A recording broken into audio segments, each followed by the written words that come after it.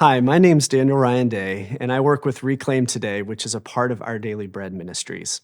And we help people connect with God in the ordinary, everyday moments of life. Today's passage is Psalm 23, verses 1 through 3, and here's how it reads in the New Living Translation. The Lord is my shepherd. I have all that I need. He lets me rest in green meadows. He leads me beside peaceful streams. He renews my strength. He guides me along right paths, bringing honor to his name.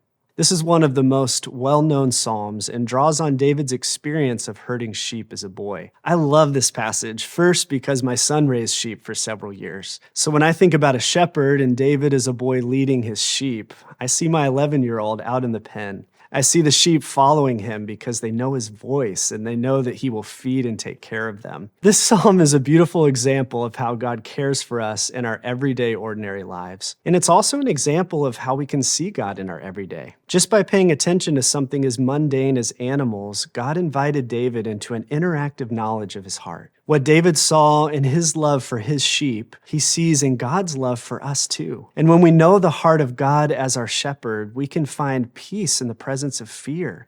We can find security in the midst of our enemies, and our burned out souls can be restored. But as much as we may highlight the invitation to rest in Psalm 23, being able to say with David, I have all that I need, does not come naturally to us. Learning to trust God and be content, it's hard. The success of others, nonstop advertising, our social media feeds, the inclination of our own hearts, they've shaped us to be naturally jealous and discontent. Even rest, as good as it sounds, can be hard to embrace. When God leads us to green meadows or peaceful streams, like in verse 2, we still have to allow ourselves to rest and let our strength be renewed. And if your rhythm of life is oriented around achievement and success at all costs, or consumption, even entertainment, you'll need to be intentional about rest and practice it as a spiritual habit that realigns our hearts with God's desire for us. And if you want to lean into God's rest in your everyday life, check out our Bible plan here on the app